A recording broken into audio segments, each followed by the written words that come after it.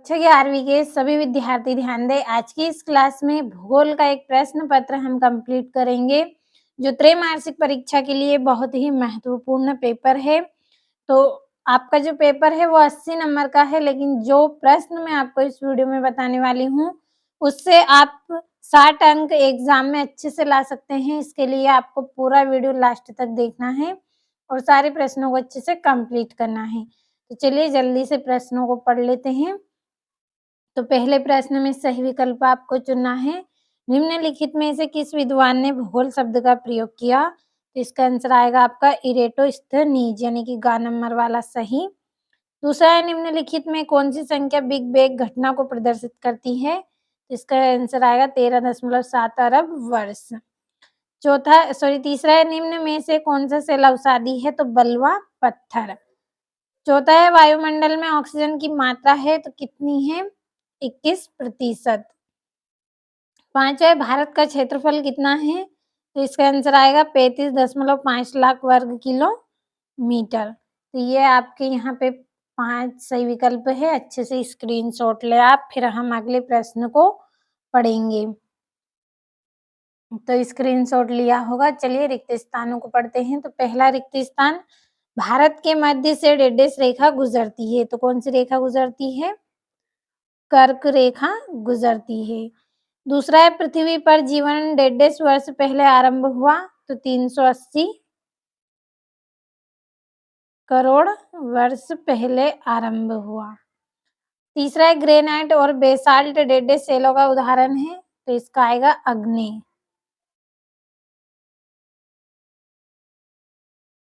आग्नेय इसका आंसर रहेगा।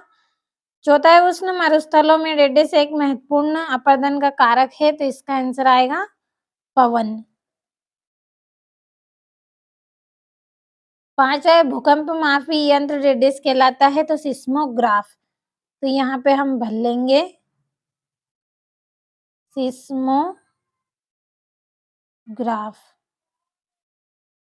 अगला है, जैव भूगोल में 150 का अध्ययन किया जाता है। तो जीव और वनस्पति का। तो इसका आंसर हम यहीं पे लिख लेंगे,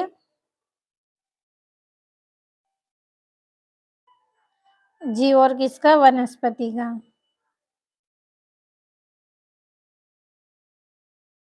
ये आपका यहाँ पे दूसरा प्रश्न पूरा हुआ। तीसरा है, जिसमें जोड़ियां बनानी है आपको। पहली है, मानव भूगोल का जनक। तो इसका आएगा रेड जेल। दूसरा, सबसे लंबी अवधि तो कौन सी है? पूर्व कैम्ब्रियन युग, ये दूसरी जोड़ी। तीसरी है, केवलादेव। तो इसकी जोड़ी आएगी भरतपुर। चौथा है आपका सेडल चोटी। तो उत्तरी अंडमान इसका आंसर रहेगा आपका चौथा। पांचवा है, कायांतरित चट्टान। तो ये आपकी ये आपकी पांचवी जोड़ी कायांतरित चट्टान।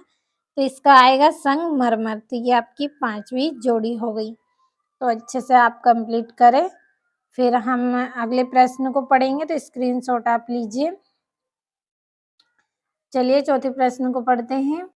तो ये चौथा प्रश्न, एक वाक्य में उत्तर लिखिए। खनिज का मूल स्रोत क्या है?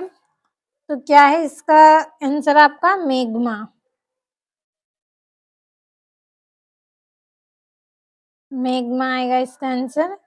दूसरा है, मरुस्थलीय क्षेत्रों में उथली जल की झीलों को क्या कहते हैं? तो प्लाया कहा जाता है। प्लाया इसका आंसर आएगा। पृथ्वी की त्रिज्या कितनी है? तो 6378 किलोमीटर। अगला है, वायुमंडल में ऑक्सीजन की मात्रा कब पूर्ण रूप से हुई? तो 200 करोड़ों।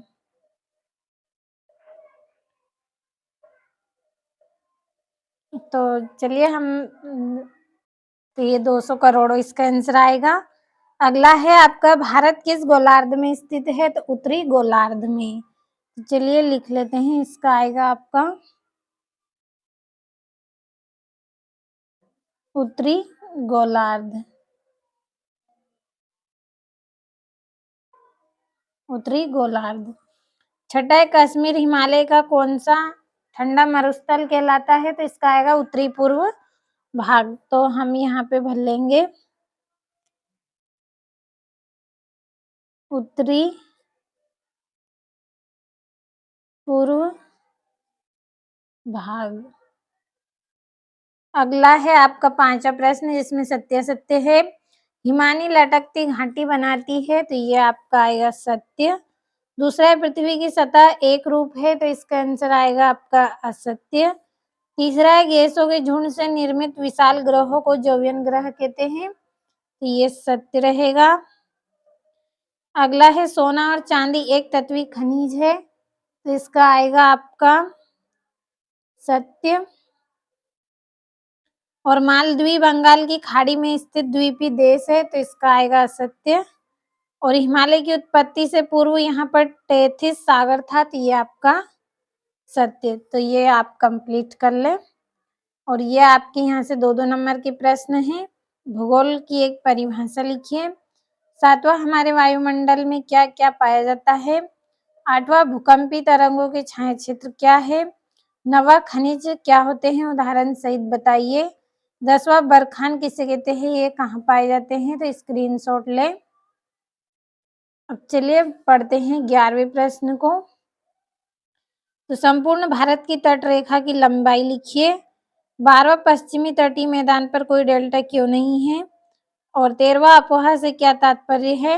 14वां घाटी रंध्र अथवा युवाला का विकास कैसे होता है। और पी तरंग में अंतर बताइए। और ये आपका भौतिक भूगोल तथा मानव भूगोल में अंतर। तो यहाँ से आप स्क्रीनशॉट ले। 2-2 और 3-3 नंबर के प्रश्न हैं आपके। अब चलिए पढ़ते हैं अगले क्वेश्चन को। तो ये आपका 17वां पूर्वी तटीय मैदान एवं पश्चिमी तटीय मैदान में अंतर 3 नंबर का है। 18वां है पृथ्वी की आंतरिक संरचना का विस्तार से वर्णन कीजिए 4 नंबर का। नदी घाटी मैदान में पाए जाने वाले महत्वपूर्ण स्थलाकृतियां कौन सी है इनका विवरण दीजिए 5 नंबर में।